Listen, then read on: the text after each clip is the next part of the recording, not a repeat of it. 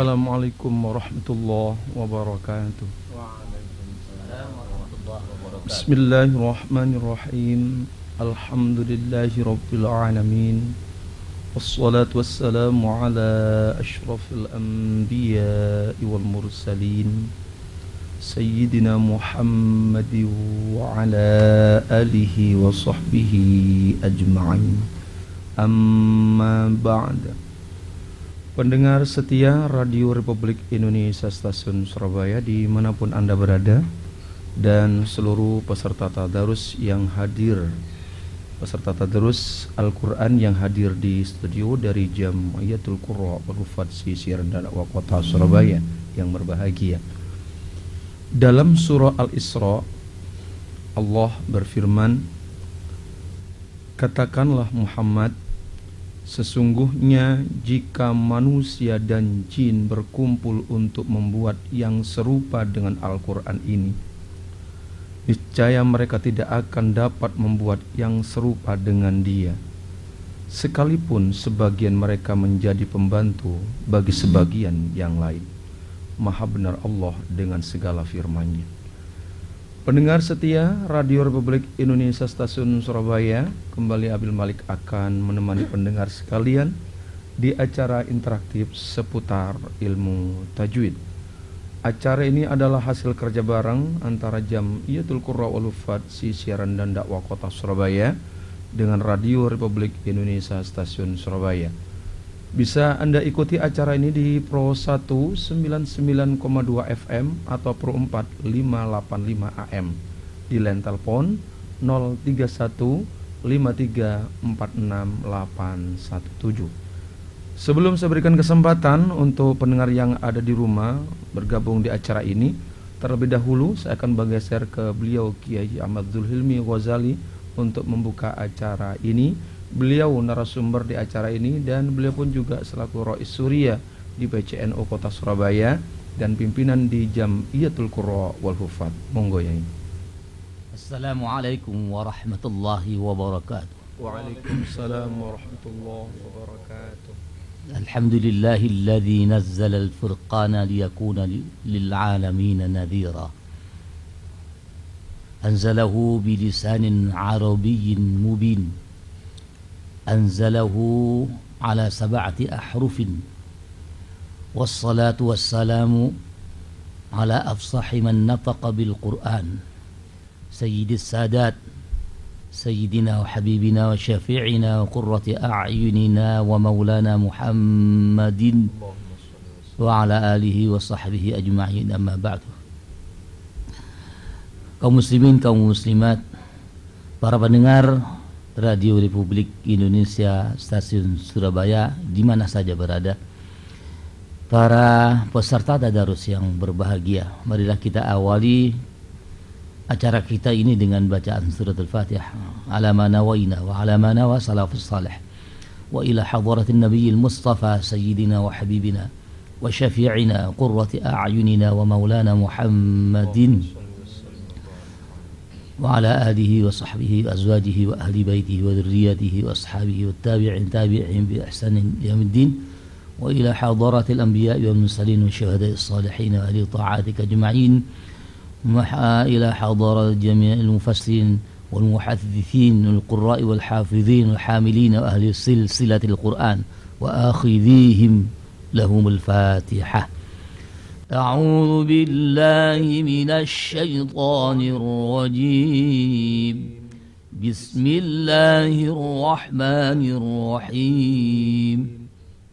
الحمد لله رب العالمين الرحمن الرحيم مالك يوم الدين إياك نعبد وإياك نستعين اهدنا الصراط المستقيم صراط الذين أنعمت عليهم غير المغضوب عليهم ولا الضالين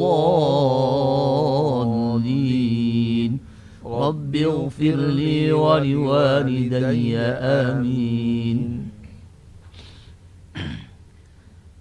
Para pendengar, para peserta tadarus yang berbahagia, kita telah sampai pada ayat ke-9 dalam rangka penampilan bacaan riwayat Al-Quran.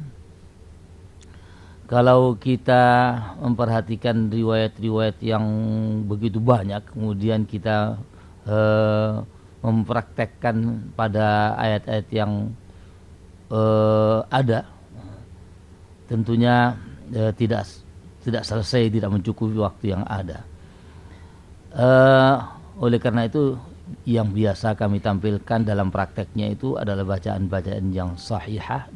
Itu pun tidak semuanya, hanya untuk memberikan contoh yang bisa kita bandingkan dengan bacaan yang biasa kita pakai. Ayat yang kita bahas pada malam hari ini adalah ayat yang ke-9 surat Al-Baqarah. A'udzu billahi minasy syaithanir rajim. Bismillahirrahmanirrahim. Yukhadi'una Allah walladzina amanu wa ma yakhda'una illa anfusahum wa ma yash'urun.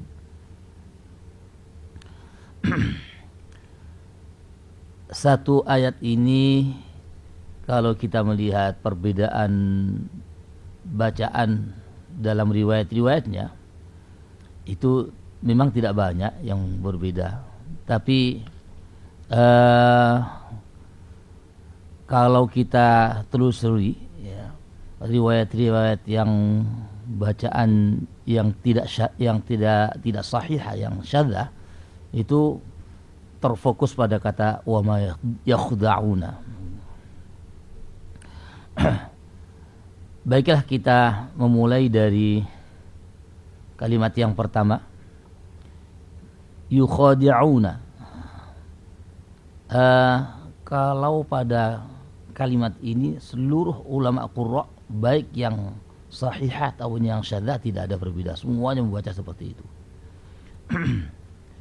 Demikian pula sampai kepada walladzina, yukhadi'una Allah walladzina. Ini semuanya tidak ada yang berbeda di kalangan para ulama qurra. Baru pada kata amanu ini ada perbedaan di kalangan para ulama qurra. Khususnya di sini yang berbeda adalah bacaan Imam Nafi' riwayat Qalun. Pada bacaan riwayat Qalun ini ada penganggapan huruf hamzah yang jatuh sebelum huruf mat itu, riwayat Warsh maksud saya, ada penganggapan bahwa huruf hamzah yang jatuh sebelum huruf mat atau huruf alif itu dianggap sebagai penyebab perpanjangan. Sementara jumhur ulama mengatakan bahwa hamzah yang mendahului huruf mat itu tidak bisa menjadi penyebab perpanjangan. Maksud saya begini, bahwa huruf mat itu kalau dibaca secara tabi'i, secara asli, ukuran panjangnya hanya 2 harokat. Dibaca dengan 2 harokat itu kalau tidak ada penyebab perpanjangan. Penyebab perpanjangan itu hanya ada 2, yaitu kalau setelah mat itu ada huruf hamzah, atau setelah mat itu ada huruf yang sukun, baik sukun asli atau sukun aridi. Pokoknya ada huruf sukun, maka mat itu bisa dipanjangkan. Tetapi khusus pada riwayat Warsh ini, ternyata huruf hamzah yang mendahului mat itu bisa dianggap sebagai penyebab perpanjangan. Sehingga menurut bacaan Imam Nafi' riwayat Warsh ini, pada kata amanu, huruf hamzahnya itu mendahului huruf mat. Nah, ini bisa dipanjangkan dengan ukuran 2 harokat, 4 harokat, atau 6 harokat. Pada bacaan riwayat Warsh ini membedakan antara hamzah yang mendahului dengan hamzah yang jatuh setelah huruf mat. Kalau yang jatuh setelah huruf mat, menurut riwayat Warsh itu mutlak panjangnya itu harus 6 harokat. Tetapi kalau hamzah itu mendahului huruf mat, maka panjangnya itu bisa dipilih di antara 3 pilihan. Bisa 2, bisa 4, bisa 6. Ini untuk membedakan, oh ini penyebab perpanjangannya itu sebelum mat. Kalau yang 6 harokat itu penyebab perpanjangannya adalah setelah mat. Kayaknya yang setelah mat itu mutlak harus panjang gitu ya. Sementara yang mendahului huruf mat itu tidak mutlak harus panjang, sebab nyatanya ada yang 2 harokat. Berarti kan 2 harokat itu tidak ada tambahan ukuran panjang. Sebab mat yang namanya mat tabi'i itu kan ukuran 2 harokat. Sehingga kalau misalnya mat badal ini dibaca dengan ukuran 2, sama dengan bacaan mat tabi'i. Itulah bacaan riwayat Warsh pada kata amanu yang disebut oleh ulama tajwid sebagai mat badal. Dinamakan mat badal itu karena begini, mat yang ada, huruf mat atau huruf panjang yang ada itu sebagai pengganti dari huruf hamzah yang tadinya ada. Jadi asalnya itu amanu. Hamzah sukunnya itu dibuang, diganti dengan huruf panjang sehingga menjadi amanu. Lah kalau kita melihat dari unsur asal usulnya, kenapa kok dibaca amanu kok tidak tetap amanu saja? Itu orang Arab itu kalau mengucapkan huruf hamzah kemudian ada hamzah lagi yang sukun susah untuk mengucapkannya. Walladzina amanu susah. Mendingan dibaca dengan walladzina amanu, kan gampang. Oleh karena itu mereka mencari gampangnya. Di dalam asal usul kebahasaannya memang demikian. Setiap ada hamzah sukun yang jatuh setelah hamzah, maka hamzah sukunnya diganti menjadi huruf mat, menjadi amanu. Begitu pula nanti yang terjadi pada iman. Iman juga demikian. Udhina juga demikian. Kemudian pada kalimat berikutnya yang saya sebutkan tadi, wa ma yakhda'una, ini adalah satu bacaan yang di dalam bacaan riwayat yang sahihah ada 2 ya. Ada yang membaca wa ma yukhadi'una dan ada yang membaca wa ma yakhda'una. Yang membaca wa ma yukhadi'una itu ada 3 imam di kalangan imam-imam qurra yang sahihah, yaitu Imam Nafi', Imam Ibnu Katsir, Imam Abu Amr yang membaca dengan wa ma yukhadi'una. Sementara imam-imam yang sahihah yang lainnya, ya berarti kalau di kalangan imam qurra yang 10, berarti 7 imam yang lain membaca dengan wa ma yakhda'una. Kalau kita melihat pada tulisannya, ya, tulisannya tidak berbeda, sama saja. Baik yukhadi'una yang awal ayat dengan wa ma yakhda'una itu tulisannya sama-sama tidak ada alifnya. Jadi tulisannya itu ya, kha, dal, ain, waw, nun. Sama dua-duanya. Tapi ketika melihat pada riwayat bacaannya, yang pertama itu dibaca yukhadi'una, yang kedua ada yang wa ma yakhda'una, ada yang wa ma yukhadi'una.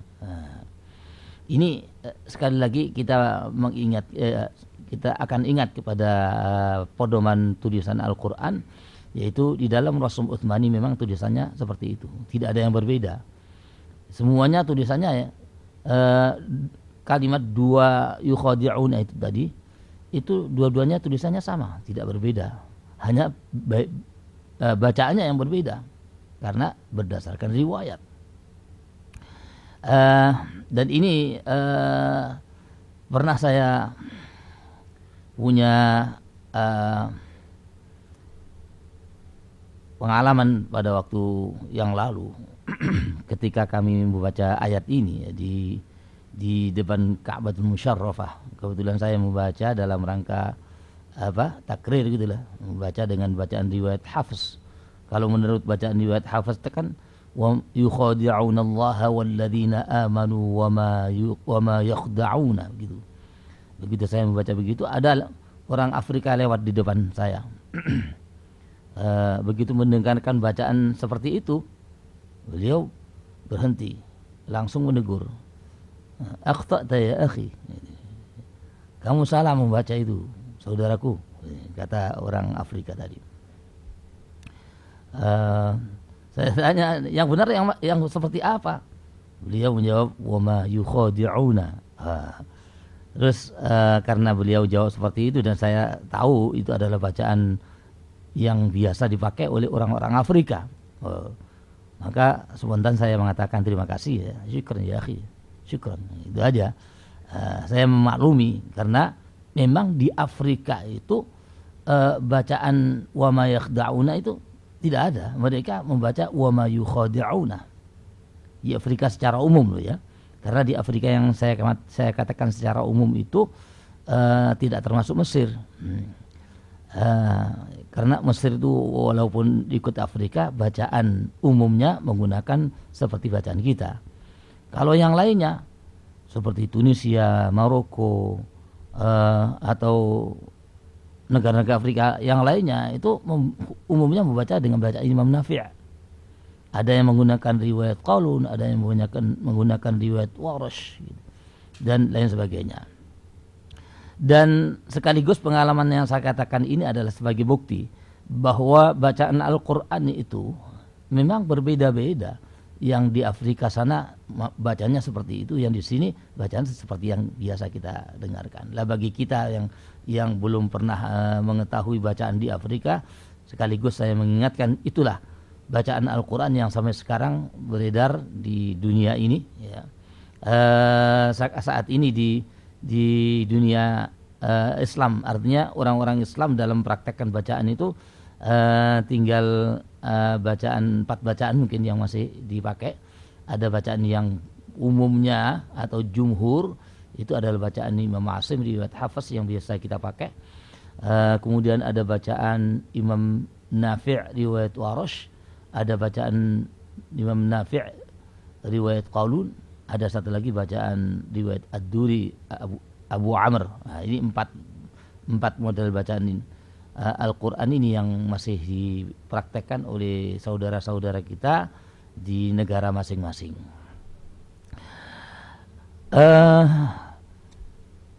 Kalau kita perhatikan wama yakhda'una ya, itu di kalangan ulama qurra yang sahih hanya ada 2, yaitu wama yakhda'una dan wama yukhadi'una. Tapi setelah kita melihat pada riwayat-riwayat yang lain, ternyata ada yang baca wama yukhda'una, bukan yukhadi'una, bukan yakhda'una, tapi wama yukhda'una. Nah, ini mabni maf'ul ya. Kalau yakhda'una itu kan mabni fa'il. Ada riwayat semacam itu tapi bukan sahihah. Ada lagi bacaan yang disandarkan kepada Abu Thalib ya. Abu Thalib ya, beliau membaca menerima dari ayahnya sendiri, beliau membaca dengan wama yukhada'una, bukan wama yukhadi'una. Wama yukhada'una. Jadi kalau wama yukhadi'una itu kan tadi mabni fa'il ya. Nah, ini yukhada'una ini mabni maf'ul gitu. Ada lagi, ada yang membaca wama yukhaddi'una. Ini berarti dari kalimat khadda'a yukhaddi'u. Biasa di dalam bahasa Arab itu menggunakan mudha'af atau menggunakan fi'il fa'ala yufa'ilu ya. Ada wazan seperti itu, maknanya berbeda sedikit-sedikit ya. Mendekati ya. Tinggal nanti ada takdirnya. Kenapa kok dibaca begini, nanti diperkirakan maknanya seperti apa. Yang intinya dari sisi maknanya tidak berubah, tapi dari sisi bacaannya seperti itulah. Wa ma yukhaddi'una, berasal dari khadda'a yukhaddi'u. Ada lagi yang lebih unik lagi, ada bacaan yang pernah dipraktekkan itu wa ma yakhda'una wa ma yakhda'una gitu ya. Bacaan seperti itu. Bacaan syadzah ya. Loh kok bisa dibaca seperti itu? Biasa dalam bahasa Arab itu diutak-atik itu karena memang suku bahasa itu kadang-kadang huruf-hurufnya diutak-atik sehingga dibuang, ditambah, di tasdid gitu ya. Asalnya yakhudda'una itu asalnya yakhtadi'una gitu, ada taknya ya. Akhirnya taknya diidghamkan, akhirnya menjadi yakhda'una. Yakhtadi'una menjadi yakhda'una.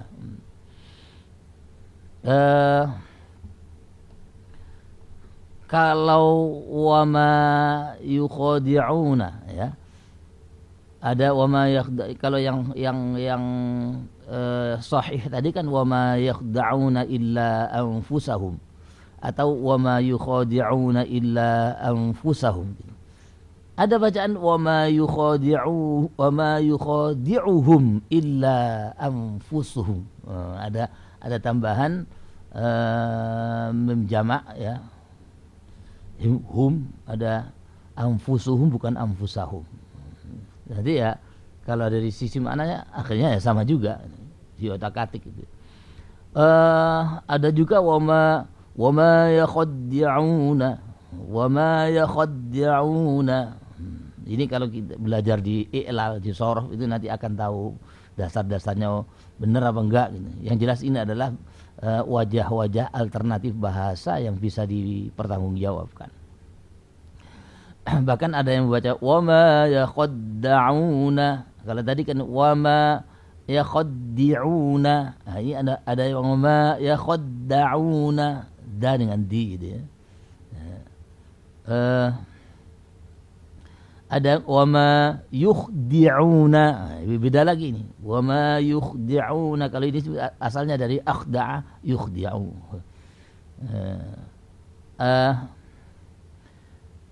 Ada yang jumhur ulama kan membaca anfusahum gitu ya. Sementara di kalangan para ulama tadi ada yang membaca wama yukhadi'uhum illa anfusuhum. Ada pula yang membaca wama yakhda'una illa anfusuhum begitu. Ya yakhda'una tapi illa anfusuhum bukan anfusahum.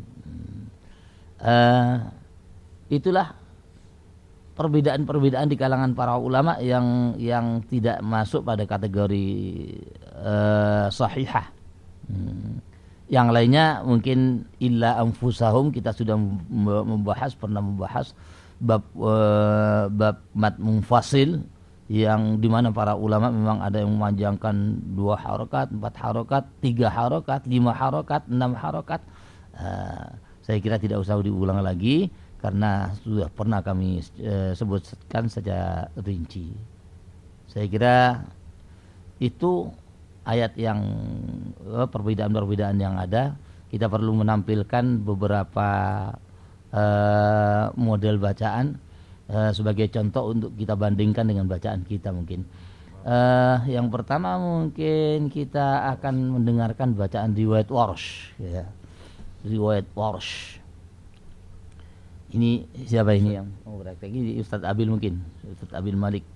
A'udzu billahi minasyaitonir rajim. يخادعون الله والذين آمنوا وما يخادعون إلا أنفسهم وما يشعرون. Itu tadi contoh bacaan riwayat Warsh. Kalau kita bandingkan dengan bacaan kita, amanu tadi dibaca dengan ukuran tawassut, salah satu pilihan bacaan riwayat Warsh boleh dengan ukuran 4 harokat, 2 harokat, 6 harokat. Demikian pula perbandingan yang lain wama yakhda'una dibaca dengan wama yukhadi'una, dan yang terakhir illa anfusahum menurut bacaan riwayat Warsh harus dibaca dengan ukuran 6 harokat, sementara bacaan kita adalah bisa 4, bisa 5 harokat. Tentunya itu harus ada perkiraan harokat itu seberapa di hadapan seorang guru. Kita melihat perbandingan yang lain bacaan mungkin Ibnu Katsir mungkin ya, bacaan Imam Ibnu Katsir. Siapa ini? Ustaz Khairul Anam ya? Ibnu Katsir. Khairul Anam. Iya. Iya sama wama yukhadi'una. Yang jamak. يخادعون الله والذين آمنوا وما يخادعون illanya kalau Ibnu Katsir itu dibaca dengan qasr ya semuanya. يخادعون الله والذين آمنوا وما يخادعون إلا أنفسهم وما يشعرون. Anfusahum itu kalau Ibnu Katsir أنفسهم iya harus dibaca dengan silah mim silatu mimul jam'i. Iya, diulang lagi biar benar. يخادعون الله والذين آمنوا وما يخادعون إلا أنفسهم وما يشعرون. Ya, itulah model bacaan Imam Ibnu Katsir. Kalau kita bandingkan dengan bacaan kita, ya, bacaan yang biasa kita praktekkan di riwayat Hafs Imam Asim, ada bacaan wa ma yukhadi'una, sementara kita wa ma yakhda'una illa anfusahum dibaca dengan ukuran 2 harakat, ya. Dan itu menurut madhabnya Ibnu Katsir seperti itu. Mim jamaknya harus dibaca dengan silah anfusahumu wa ma yashurun. Dan tentunya bacaan Imam Ibnu Katsir ini ternyata ada yang sama dengan salah satu pilihan bacaan riwayat Qalun. Karena riwayat Qalun itu anfusahum bisa dibaca silah, bisa dibaca dengan nusukun. Illa anfusahum menurut riwayat Qalun bisa dibaca dengan qasar, bisa dibaca dengan tawassut. Yukhadi'una sama. Berarti kan ada salah satu alternatif atau salah satu pilihan atau salah satu wajah bacaan riwayat Qalun yang sama dengan bacaan Imam Ibnu Katsir.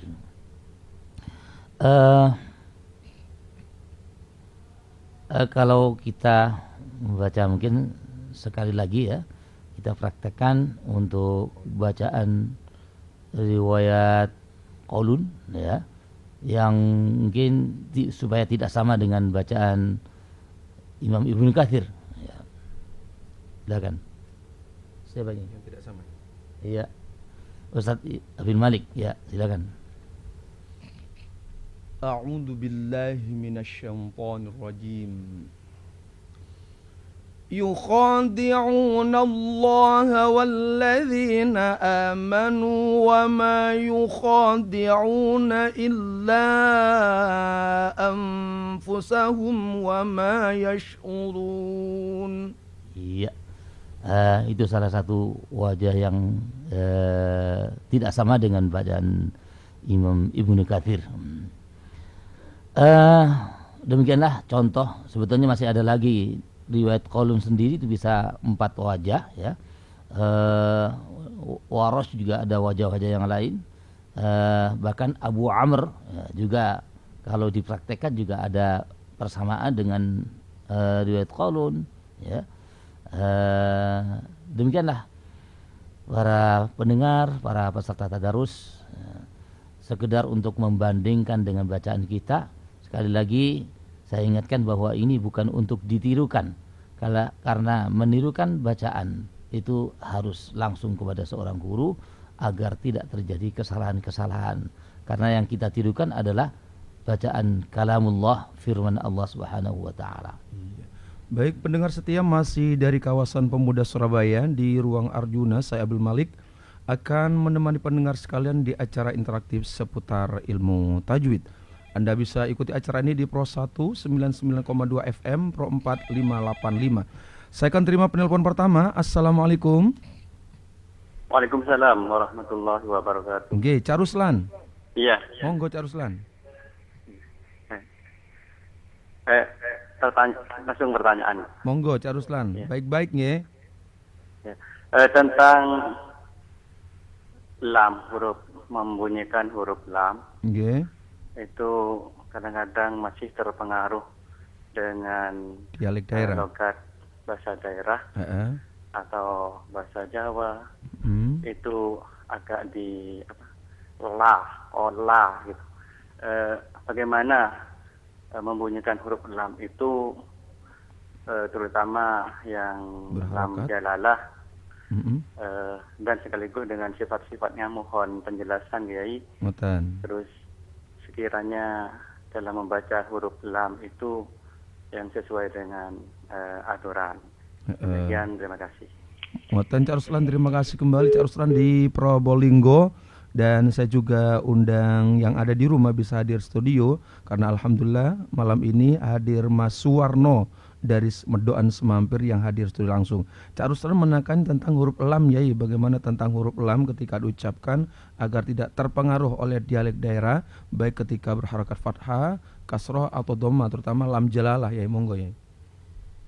Huruf lam di dalam bahasa Al-Quran, ya, karena Al-Quran itu adalah bahasa Arab, bahkan ditegaskan bilisanin arabiyyin mubin, dengan menggunakan bahasa Arab yang nyata, gitu ya. Nah, oleh karena itu kita mengacu kepada lahjah orang Arab, bukan, tidak boleh kita harus terpengaruh dengan bahasa-bahasa daerah, ya. Kita harus berhati-hati di dalam membaca Al-Quran, jangan sampai terpengaruh oleh bahasa, karena bahasa daerah itu akan merusak terhadap keberadaan bahasa Al-Quran yang sebenarnya. Jadi hal-hal yang kira-kira berbeda sedikit saja, kita harus betul-betul menyelidiki bagaimana sih orang Arab itu mengucapkan. Itu tentunya harus musyafahah kepada seorang guru yang tahu tentang lahjah-lahjah Arab, karena kita harus menggunakan bahasa Arab.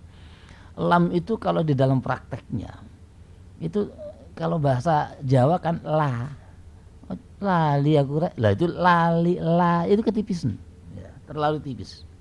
Dalam bahasa Al-Quran la, bukan la.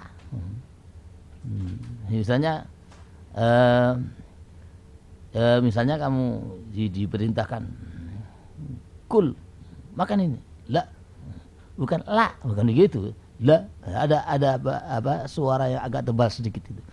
Orang-orang Arab dia mengucapkan huruf lamnya. Memang kalau kita melihat teori, ya teorinya seperti itu sama saja kalau kita praktekkan. Tetapi karena makhraj huruf lam itu sendiri, ya, kalau kita bandingkan dengan bahasa kita, ya mungkin sama, cuma cara mengucapkan suara yang tebal sedikit itu yang kadang-kadang kita tidak bisa menirukan gitu. La, bukan la, bukan begitu. Alif la, bukan alif la, bukan begitu. Alif la, ali li, bukan ali, bukan itu ya. Jadi ada suara ketebalan sedikit. Nah, itu dari sisi praktek. Ya, kalau dari sisi teorinya, memang huruf lam itu dari sisi makhrajnya menggunakan tepi lidah ditempelkan kepada gusi. Nah, jangan sampai lupa ini, makhrajnya huruf lam itu ditempelkan kepada gusi. Gusinya itu gusi gigi seri semuanya sampai gigi taring, ditempelkan di situ. Kemudian ada sifat lazimah, sifat yang harus diucapkan. Pada asalnya lam itu adalah istifal, tipis mestinya. Dan ada satu yang kadang-kadang sama dengan bahasa kita yang keliru itu, ya. Lam itu mempunyai sifat jahr, tidak boleh ada hamas. Sehingga kalau diucapkan la, itu ada hamasnya. Nah, itu tidak boleh. Allahu la ilaha, nggak boleh. Itu kan karena keluar hamas di situ. Nah, kalau hamasnya dikurangi menjadi la, gitu saja. La, bukan la. Ya, lain, beda sedikit karena ada sifat hamas yang masuk di situ itu. Karena memang dalam bahasa Jawa itu la itu macam-macam. Bisa la, bisa la, bisa la, bisa la, macam-macam gitu loh. Ya, itu kita juga harus kalau sementara dalam bahasa Arab itu hanya ada dua, ada lam taghlib, ada lam tarqiq. Lam tarqiq itu yang kami bicarakan dari awal, karena memang lam aslinya itu lam tarqiq. Sementara kalau ditebalkan, itu dalam bacaan Al-Quran, lam tebal itu ada dua tujuan. Tujuan yang paling utama adalah dalam rangka mengagungkan lafzul jalalah, dalam rangka mengagungkan nama Allah, ya. Maka lamnya Allah itu ditebalkan, sehingga terkesan mantap. Allah dengan Allah, ini kan beda.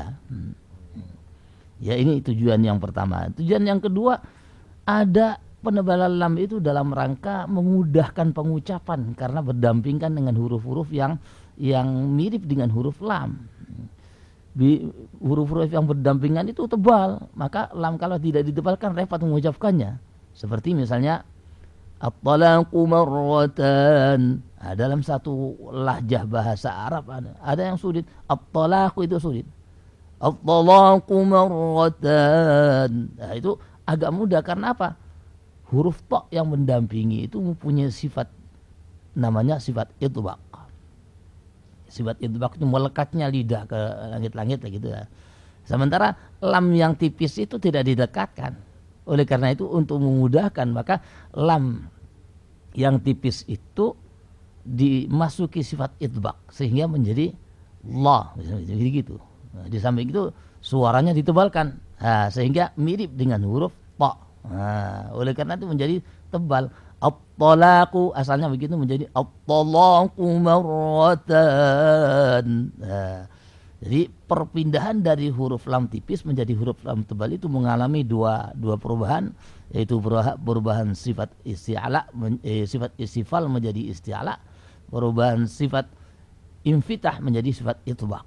Jadi kalau kita berubah satu-satu misalnya la, saya masukkan itbaqnya la.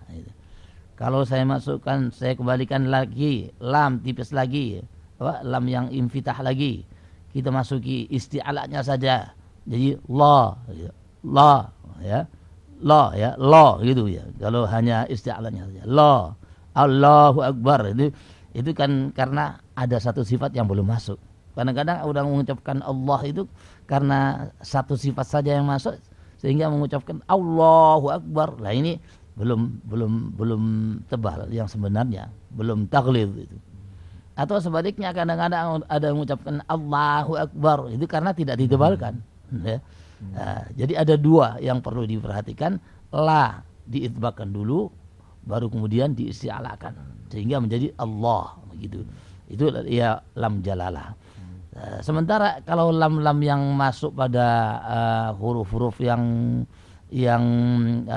mirip dengan ketebalan ya, itu huruf ta, huruf shad, huruf dha. Itu yang di dalam Al-Qur'an yang bisa dibaca dengan menebalkan huruf lam. Ya, waman azlamu menjadi waman azlamu. As-salatu, as-salatu, tasla, tasla, matla'il fajr, matla'il fajr. Itu adalah bacaan-bacaan. Hanya saja bacaan tebalnya huruf lam pada yang saya contohkan itu adalah bacaan riwayat Warash, Imam Nafi' yang biasa dipraktekkan oleh saudara-saudara kita yang berada di daerah Afrika. Itu barangkali untuk huruf lam. Ya, Cak Ruslan, terima kasih Cak Ruslan di Probolinggo udah jelas sekali. Tinggal hanya saja Pak Cak Ruslan dan yang lain langsung bermusafahah sehingga kebenarannya langsung bisa dipertanggungjawabkan. Saya masih buka kembali dan Mas Warno, saya terima dulu. Mas Warno sudah hadir studio jauh dari Medokan ya. Dan saya akan terima kembali di belakang Cak Ruslan. Assalamualaikum. Assalamualaikum. Putus ya. Saya sama Mas Marno ada mau ditanyakan? Hadir dari jauh nih dari Medokan ya. Ada yang tanyakan Cak Marno? Itu sudah saya siapkan. Monggo silakan. Saya berikan kesempatan Cak Warno dari Medokan Semampir. Silakan Cak Warno. Nggih, badhe tanglet yai. Nggih.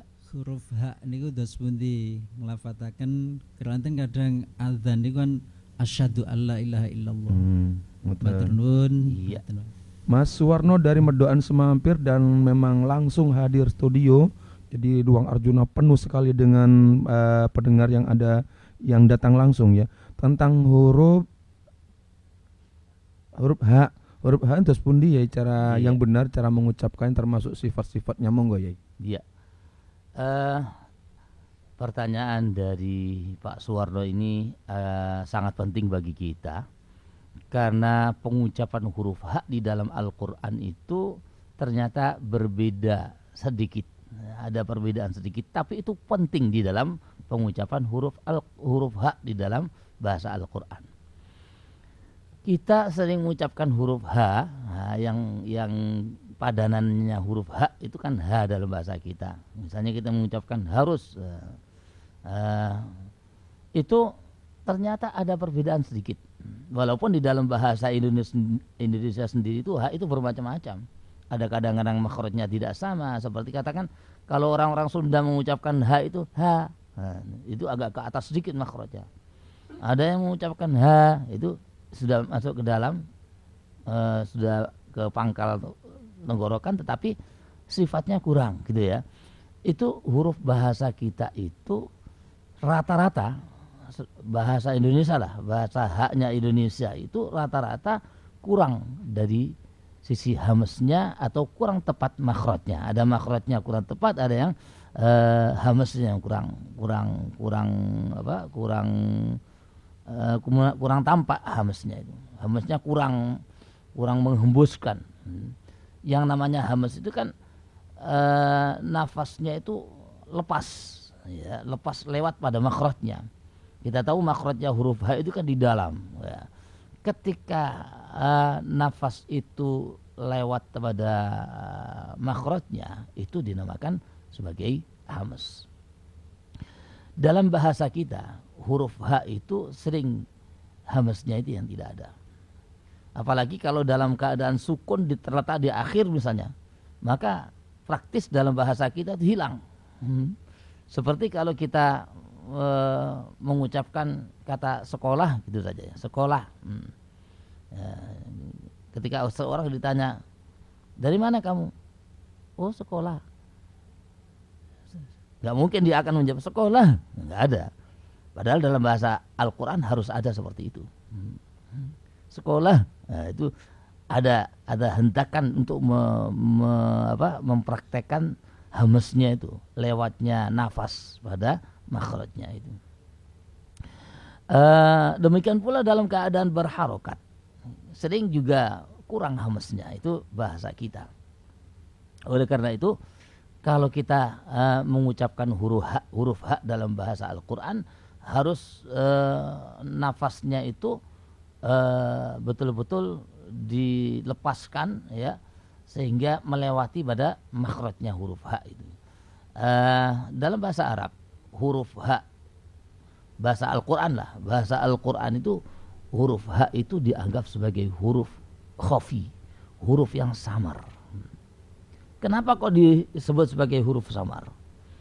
Sebab kalau huruf H ini hamesnya kurang saja, itu sudah hilang huruf H-nya itu. Maka tidak boleh ada kekurangan pada hamesnya. Misalnya kita mengucapkan La ilaha illallah. Nah, la ilaha, hanya itu kurang hamesnya sehingga menjadi la ilaha illallah. Hilang haknya. Mestinya la ilaha, harus begitu. Tidak boleh la ilaha illallah, enggak boleh, itu hamesnya hilang. Hanya makhrajnya saja sudah benar, tapi hamesnya kurang. Ini yang paling penting bagi bahasa kita, karena sering kita tidak menyadari bahwa bahasa kita itu nafasnya tidak terlalu keluar. Mestinya nafasnya harus dilepaskan seperti bahasa Al-Quran. Barangkali ada satu trik untuk mengucapkan hak yang benar, khususnya dalam keadaan sukun, itu dihentak. Dihentak itu nanti akan mengakibatkan nafas itu bisa lepas. Seperti ada hentakan, ihdinas siratal mustaqim. Ini sering terjadi bagi para pembaca itu tidak memperhatikan karena hanya mengandalkan bahasa daerah. Akhirnya ihdinas siratal, itu hilang, haknya hilang. Mestinya ihdinas, ihdi, ada hentakan. Kalau tidak ada hentakan, hilang huruf haknya itu. Dalam bahasa Arab disebut sebagai huruf khafi, karena hamas yang kurang sedikit dianggap hilang huruf. Kalau hilang berarti salahnya salah jali, bukan hanya salah khafi, salah jali. Apalagi kalau hak hilang itu jatuhnya menjadi huruf panjang. Kalau huruf panjang kan bisa merubah makna. Huruf panjang itu makhrajnya beda. Ya. Huruf panjang itu makhrajnya beda. Orang mengucapkan hak nafasnya enggak ada, jadilah jatuhnya menjadi huruf panjang. Ya, contohnya tadi la ilaha il seperti la ilahi, itu jalannya panjang akhirnya gitu. Padahal itu ada hanya itu. Nah, itu bisa merubah makna dan itu ya jadi kesalahan jadi. Iya. Kira-kira ada umpama seorang pembaca dalam bentuk tilawah karena mempertimbangkan nafas, karena dikondisikan sehingga hanya tidak bisa terpenuhi hamesnya secara full. Iya. Itu bisa diperkenankan dalam hukum umpama dalam tilawah. Tidak bisa ya, memang. Ini pernah pengalaman juga kami pernah jadi hakim nasional di waktu itu di Bengkulu ya. Ada seorang qari kehabisan nafas ya. Oh, karena mengandalkan nafas yang panjang, ternyata ayatnya juga panjang, berhenti akhirnya itu fi gitu ya mestinya. Fi, saya lupa ayatnya, tapi akhirnya itu fi, ada hak yang sukun jatuh setelah huruf panjang. Lah ini karena nafasnya enggak kuat sehingga fi, hilang haknya. Ya, itu berubah mana? Pada waktu itu saya menyadari wah ini nafasnya enggak kuat, mestinya salah jali, saya kurangi salah khafi.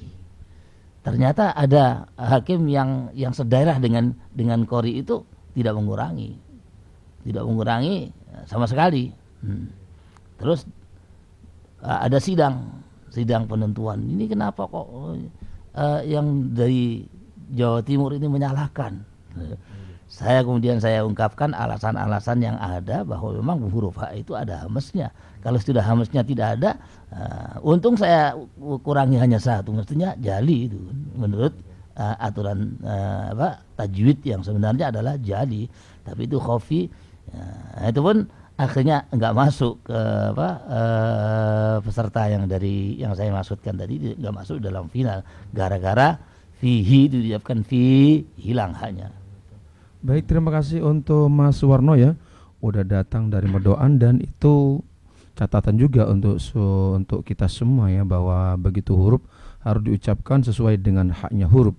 Saya masih buka kesempatan di belakang Mas Suwarno, dan juga saya akan berterima kasih kalau mau datang ke studio. Saya terima. Assalamualaikum. Assalamualaikum. Waalaikumsalam warahmatullahi. Nama agak keras sedikit. Halo. Nggih, nama. Waalaikumsalam warahmatullahi. Nama. Amin. Amin, Mas Amin, dari monggo. Pak Amin, monggo Pak Amin. Mau tanya pada Yai. Nggih. Yang kemarin belum terjawab, yang mana, yaitu tentang surat Yasin. Pada surah Yasin. Ya. Bunyinya. Bagaimana cara mewasolkannya dengan ayat berikutnya? Kemudian juga pada surat Al-Qalam. Surah Al-Qalam. Ya. Contoh. Kemudian yang kedua tentang iltiko isakinain, yaitu pertemuan dua sukun, hukumnya kan kusirat ulahuma. Tapi pada kalimat min yang berhadapan dengan al-ta'rif, juga pada dhamir hum dan dhamir kum kok tidak berlaku hukum kusirat ulahuma. Oh, kok tidak berlaku? Sebabnya mohon penjelasan dari Yai.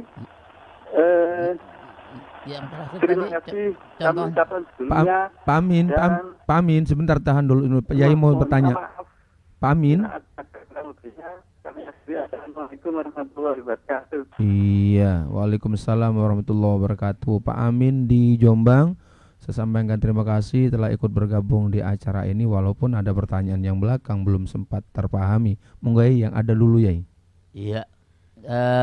Sekali lagi saya ingin mengingatkan bahwa bacaan Al-Quran yang saya katakan ada riwayatnya ini memang betul-betul berdasarkan riwayat, bukan berdasarkan ilmu tajwid ya, bukan berdasarkan kaidah-kaidah tajwid yang dibikin ya.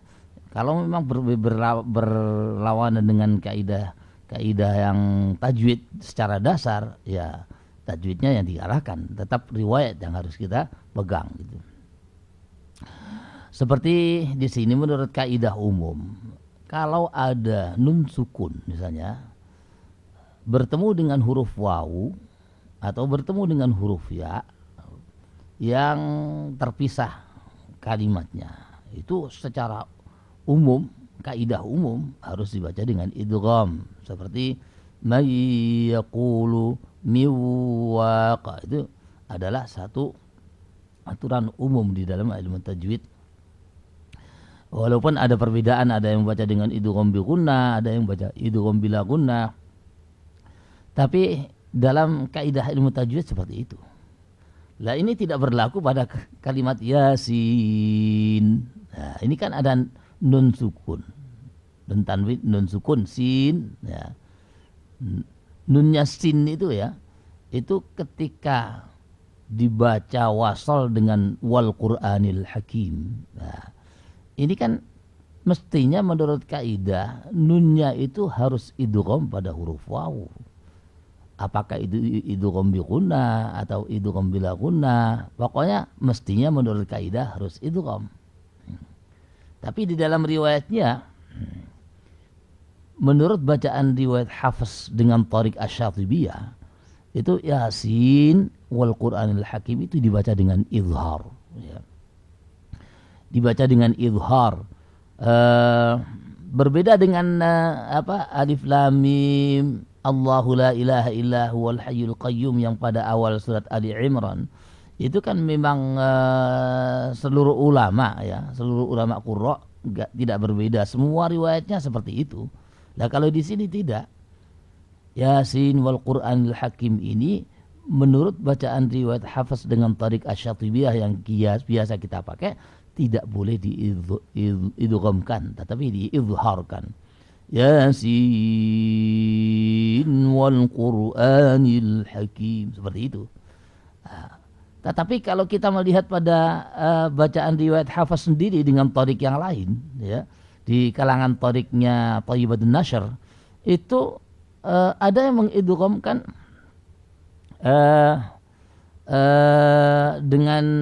dengan gunnah, ya, terutama yang bukan Hashimi, ya.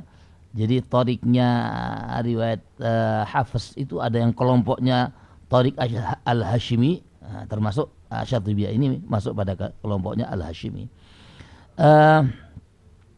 Itu ternyata semuanya membaca dengan idgham. Yasin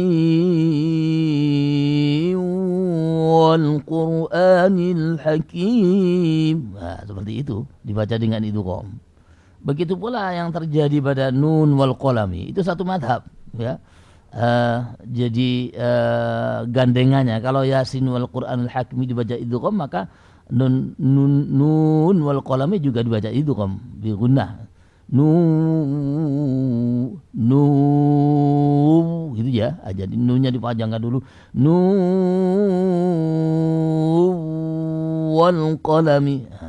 Itu cara membacanya juga harus benar loh itu, karena di sini ada nun berharakat dhammah, ya, tanduinnya itu berharakat dhammah. Apabila ketemu wawu, dhammatan ketemu wawu, itu harus ada indighat, harus ada tekanan. Kalau tidak ada tekanan menjadi huruf panjang gitu. Sering saya ingatkan itu. Kalau misalnya dibaca nun wal qalami, itu enggak ada idghamnya itu. Jadi huruf panjang gitu. Harus ada indighat, harus ada tekanan. Karena rukunnya tasdid itu harus indighat. Harus itunya. Harus gitu, ya. Kalau tidak ada indighatnya, belum idgham. Dianggap belum idgham dan salah, berarti tidak idgham gitu. Itu saya kira untuk pertanyaan tentang Yasin wal Quran dan Nun wal Qalami. Sementara yang iltiqaus sakinah tadi belum bisa saya tangkap pertanyaannya apa gitu. Ya. Ya, baik Pak Amin di Jombang, dan alhamdulillah juga di studio hadir juga langsung ada Pak Haji Subairi dari Mawangsa Surabaya, ya, ikut hadir di studio langsung menyaksikan acara ini. Saya akan berikan kesempatan untuk di belakang Pak Amin tadi, ya, untuk Pak Amin sendiri. Pertanyaan yang ketiga masih butuh kejelasan pertanyaannya. Baik, saya akan terima kembali di belakang Pak Amin. Assalamualaikum. Waalaikumsalam. Nama Pak Edi. Pak Edi di mana? Di Bangkalan. Monggo Pak Edi, saya persilakan. Mau tanya tentang bacaan tashil. Tashil, nggih. Seperti contoh jamiu, berikan contoh yang sahih Pak Kiai. Ngoten. Yang kedua mau tanya tentang bacaan ikhfa di makna jadid. Yang terjadi atau yang tidak terjadi itu bagaimana? Yang terjadi. Terima kasih. Ya. Iya, terima kasih kembali Pak Edi di Bangkalan. Sebenarnya kita ingin terus memberikan lebih panjang jawabannya, cuma karena keterbatasan waktu mungkin saya akan berikan satu jawaban dulu, untuk insya Allah akan saya berikan esok malam lagi. Monggo ya, satu saja ya. Iya. Ya, pertanyaan tentang bacaan tashil. Sebetulnya kadang-kadang kita terjebak dengan bacaan yang kita pakai sendiri ya. Karena di dalam bacaan riwayat Hafiz Thariq Asy-Syatibiyah ini yang sering muncul itu tashilnya a'jami, itu saja yang sering muncul gitu. Sehingga seakan-akan bacaan tashil itu hanya itu, tidak ada yang lain gitu. Padahal kalau kita perbandingkan dengan bacaan para ulama qurra, maka yang namanya tashil itu banyak terjadi di mana-mana gitu. Dan itu ternyata pada bacaan riwayat Hafiz sendiri bukan hanya pada a'jami. Ada lagi yang harus dibaca dengan tashil, yang bisa dibaca dengan tashil, yang sering terabaikan ya. Seperti yang pernah kami kemukakan sebelumnya, dulu ada kata al-ana. Nah, itu ternyata bisa dibaca dengan al-ana. Al-zakaraini. Itu ternyata bisa dibaca dengan al-zakaraini. Bisa. Itu bacaan tashil itu. Ya. Ini pernah ditanyakan dulu oleh Ustaz Khairul Anam, cuma karena waktunya tidak mencukupi pada waktu itu, belum sempat kami jelaskan. Dan kebetulan di sini juga waktunya mepet juga kalau kami menjelaskan tashil. Mestinya tashil itu perlu ada penjelasan yang panjang, sehingga apa sih tashil itu dan di mana saja tashil itu, ini insya Allah akan kami jelaskan pada pertemuan-pertemuan yang akan datang. Mudah-mudahan tidak lupa. Amin amin ya Pak Edi. Terima kasih Pak Edi untuk selengkapnya dari pertanyaan-pertanyaan yang telah diajukan tadi. Insya Allah esok malam akan dilanjutkan untuk lebih lengkap dan konkretnya apa yang dimaksud. Baik pendengar sekalian, keterbatasan waktu juga yang membatasi kita untuk berlanjut sampai tuntas. Insya Allah akan ketemu kembali esok malam hanya di RRI Surabaya. Saya sampaikan terima kasih yang ikut bergabung atau yang sudah hadir di studio. Ada Cak Ruslan di Probolinggo, Mas Suwarno yang sudah hadir langsung di studio dari Semampir, ada Pak Amin dari Jombang, ada Haji Subairi yang hadir langsung di studio dari Dharma Wangsa Surabaya, yang terakhir ada Pak Edi dari Bangkalan. Saya Abil Malik mengucapkan terima kasih. Mohon maaf. Wassalamualaikum warahmatullahi wabarakatuh.